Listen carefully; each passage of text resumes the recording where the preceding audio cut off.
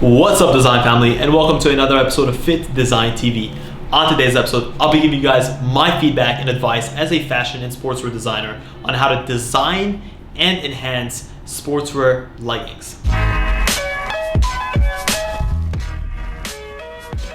Welcome to FittDesign TV. On this channel, we'll explore what it takes to make it as an activewear fashion brand, whilst providing tips, tricks, and actionable steps towards starting your own product line. Whether you're an entrepreneur looking to start your own brand or just someone interested in fitness fashion, there's something for you here. Why leggings? Leggings are just one of those items that you see on every single product line. They're a staple of any wardrobe, and they're just such a versatile product that can be worn in a variety of situations. And by virtue, it means that every single brand and its mothers is going to put out a legging or many different versions of leggings. I'm sick and tired of seeing the same legging rehashed over and over, and some leggings that just don't work. So this is my experience. I'm gonna give you guys tips and tricks on how to approach the design in 4 different sectors. We're gonna be looking at the materials, we're gonna be looking at the finishing, so how the seams are put together, we're gonna be looking at the sizing, and we're gonna be looking at extra accessories and trims that you can add to a legging to enhance its functionality and overall appeal. So we'll start off with the first point of materiality. Everyone knows that leggings are a very form-fitting product, and such, they need a fabric that is able to conform to the shape of the wearer. Because it's going to be so tightly fitting, you typically want to use a blend of something and spandex. We typically recommend either a polyester spandex blend, a nylon spandex blend. Those are the most common, most widely available, and you can get really good quality fabrics of both different types. There are different compositions, so you can have 30% spandex, 70% nylon. We are going to recommend not going too high on spandex. If you know anything about spandex, you know that just 10% spandex in a fabric is going to allow it to stretch up to 2 times of its actual dimension. So adding too much spandex is going to lead to a legging that is not going to compress, and you're going to lose out on that compressive and secure snug fit that you get. So we recommend something around 88% nylon or polyester, 12% spandex, or on the lower end of the spectrum, something like 82% nylon or polyester and 18% spandex. Anything more than that, you're going to end up with having a fabric that's just going to stretch. You're going to lose the color because the spandex is going to show through, and spandex has like a milky white color. And then overall, you're just going to lose that security that you can be afforded with a pair of leggings. You do want the leggings to compress correctly. We'll also look at the weight of the fabric. Weight is so important, and a lot of people underestimate it. A fabric with too little weight is going to be thin, and it's going to shear. And if you know anything about leggings, shearing is the #1 no-no. Girls and women hate leggings that are going to shear. It's just an uncomfortable situation to be in when you're not quite sure if your leggings are showing through or not, and you're just not getting that privacy and security that any garment should be able to afford you. So you want to make sure you don't have a fabric that's too thin. On the other side of the spectrum, you want to make sure that the fabric is not too thick. You don't want something that is going to be overly constricting. It's going to be too hot. It's not going to allow sweat or heat to dissipate to the surface. So you want to make sure that your fabric is not too thick. You do want something that's going to be comfortable. So the middle range here, and we're going to be speaking in GSM, which is grams per square meter, which is a typical way we discuss thickness or weight of fabric. We're going to be looking at something between 230 on the lower end of the spectrum and 290 on the higher end of the spectrum. Anything less, shearing. Anything more, you're just going to get a very hot and uncomfortable fit on the garment. And now we want to look at the different types of finishes that you can give these fabrics. There are many different finishes. You can have like a slick finish, you can have a neutral finish, you can have a peached or a brushed finish. So each of these finishes is going to give a different aesthetic, and it's going to depend on the end use of these garments. We typically recommend a peached or a brushed finish for garments that are going to be a bit more loungy, a bit more casual in their approach, and then we recommend a more neutral to shiny finish if you're going to have a garment that's going to be more geared towards an athletic situation or a kind of high impact situation. Just because the peach finish is going to look plusher, softer. It's going to be more matte, so it's not going to accentuate your curves as much, versus a shiny finish will kind of create those highlights and those lowlights and just end up, you'll be able to see the physique curves a lot more, so it has a very different aesthetic. In my opinion, I think it's easier to go and get a good looking peach fabric versus a shiny fabric. Shiny fabrics can sometimes look very cheap if they're done incorrectly. If the thread size or if the thread count, you could say, is too low, you end up seeing the seams, you end up seeing the kind of grain or the texture of the fabric, and that's definitely not a desirable effect. Number two, we look at the finishing of the garment. Finishing on leggings is very important. How do we join our seams together? How do we finish the hems? All of these definitely need to be taken into account. The way that we want to finish our seams is different than on a pair of joggers. Again, because these leggings are going to be made out of a very stretchy fabric that's going to stick close to the skin because of its fit, you don't want a seam that's going to add added bulk. When you fold over the fabric and you stitch it down, you don't want to add extra bulk. It's going to bulge out and it's going to be very, very apparent on the wear and very unflattering. And at the same time, seam types that are unsecured are going to wear out over time because of the nature that these seams are going to be put under constant tension. So we recommend a overlock or a flat lock finishing. This is going to be the most low profile and most secure type of finishing, and it's just going to add as minimal amount of bulk and basic tension resistance as you need. We definitely would recommend using a thread that has a bit of elasticity in it.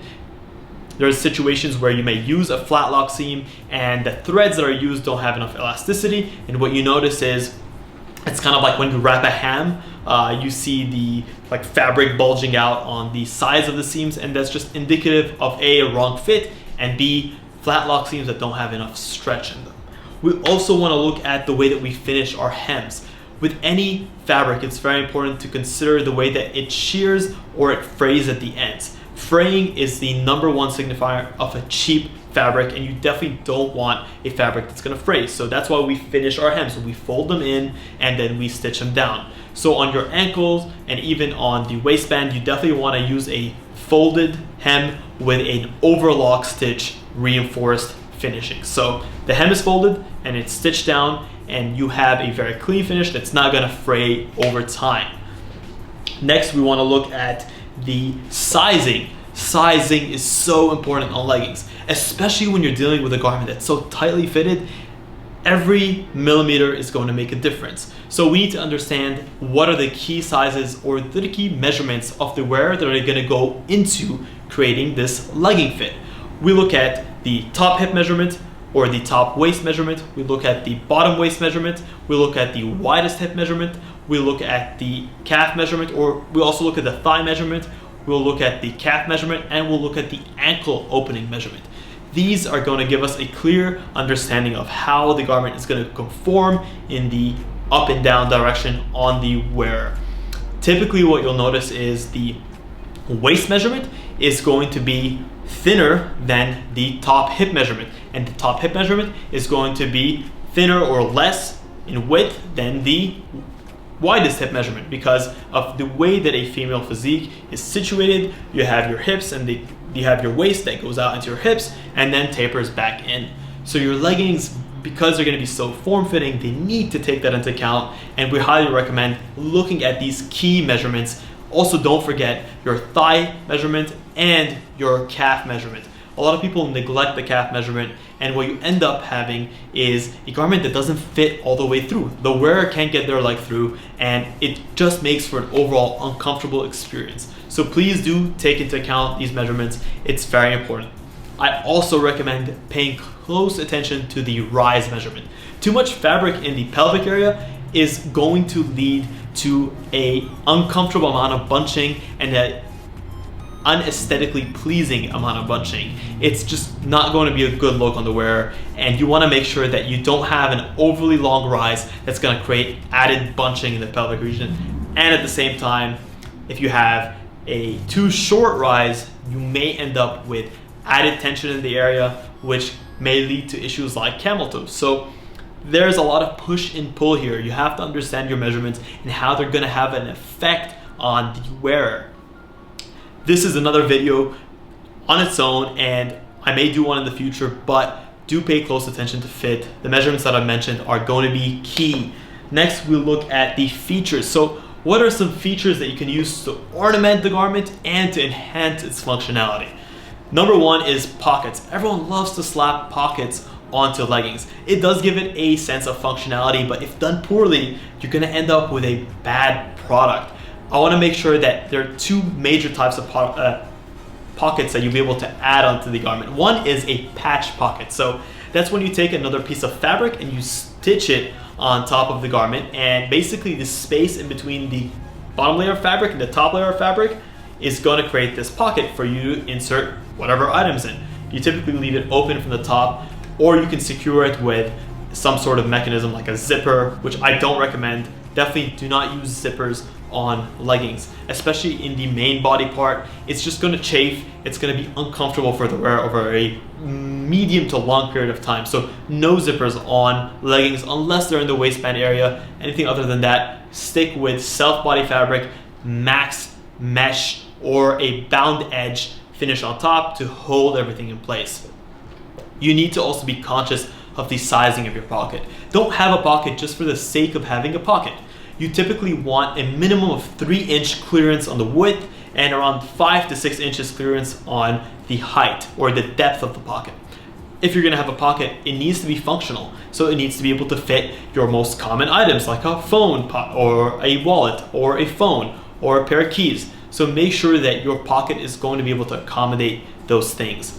You can also introduce a pocket into the waistband. Ways to do it are either by adding a zipper on the center back, or in the area in which the waistband folds over on the top, you can introduce a slit and basically have a vertical pocket that's also concealed in its inseam. What I love about that is if you don't want a pocket, you don't have a pocket. You don't have to think about it. And if you want that functionality without having it be so visible or detract from the aesthetic or the clean look of the garment, you end up with a pocket that's concealed and is able to be used only when it wants to be used. So that's what I love about these inseam waistband pockets. They can either be put on the hip area, on the back, depending on where the wearer wants.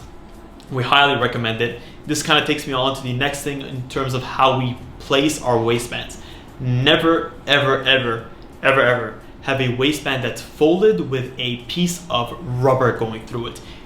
A lot of, let's just say, lower quality garments will try to do that to compensate for the lack of compression in that area, and that lack of compression is typically due to a poor fabric choice and a poor fit choice on the garment. So do not compensate by adding a chunking piece of rubber in the middle. It's going to add extra bulk. It's going to make the wearer feel uncomfortable, and it's not a flattering look. So what we recommend instead is picking the right fabric, a fabric with the right amount of compression, double fold it and secure it on the top with a thin bias bound seam that's going to hold everything into place, and it's just going to be very non-invasive. You can even add silicone onto that seam to allow it to hold in place better. That's also something a lot of performance-based companies do, but it's just going to be the least amount of invasiveness on the design. So never ever add a rubber piece as an elastic band on the inside. Just double fold it and secure it with a bias bound seam on the top. You can add silicone on the tip for added stability. Also, I do recommend looking into gussets. So gussets come in different shapes and sizes, but what a gusset is ultimately going to do is, you have to understand, there's a lot of seams that are converging around the pelvic area, so there's a lot of stress and you have a lot of bulk that's added to that area. What a gusset will do is it will distribute those stresses and that load, and ultimately it's going to take off the stress from that center seam and then distribute it across 4 different points. You can have something like a traditional gusset, which is a lot longer. You can have a diamond gusset. You can have a triangular gusset. So these gussets, they're going to give a much more flexible fit. They're going to add to the durability and the functionality of the garment. And if implemented correctly, they may even help alleviate some of the camel toe issues that you may have. So those are some overarching ways to go about adding gussets, but maybe you want to add a print onto your garment. Most people may think that an embroidery print may be or an embroidery logo may be something that's long-term and that's durable, but I highly recommend against adding an embroidery logo. Why? Embroidered stitches are very not flexible versus the garment legging is going to be a lot more flexible. So that mismatch in tension or tensile strength is going to lead to issues. It's going to lead to tearing. Do not use embroidery on leggings material. Instead, we recommend using a heat transfer print that's going to be able to stretch and conform with the shape or conform with the stretch of the garment. That's going to be a lot more suitable, and that's what you typically see on garments. You may not even see something like a screen print, which is quite typical on t-shirts and cotton-based items, but on a legging, you may not want a screen print because it's going to be a bit too rigid and may crack over time. So we highly recommend going with some sort of heat transfer print that can either be a silicone print, a PVC print. Silicone is better than PVC just because it's going to be able to stretch more, or a regular vinyl print that has a rubberized finish that's going to allow it to stretch as well. There are a lot of different ways to approach adding, let's just say, ornamentation onto your garments. You may even add flat lock seams, or not necessarily flat lock seams, but you may be even able to add perforations, laser cut perforations to the garment to enhance its aesthetic, to enhance certain parts of the body, and just introduce a very minimally invasive look and feel to the garment. So there are a ton of different ways to go about ornamenting your garment. We'll do another video on that. Hopefully you guys have been listening to me rambling on how to enhance leggings, on how to make your design work better and working with what you have. I want to do more of these types of videos, and if you guys did enjoy it, do feel free to leave it in the comments below what other products you want us to look at and to suggest materials for, and to suggest ways to ornament and enhance both functionality and aesthetics. Do feel free to leave them in the comments. It's always awesome to hear from you guys. Thank you guys so much for tuning in to FittDesign TV. Smash the thumbs up, subscribe, and tune in next time.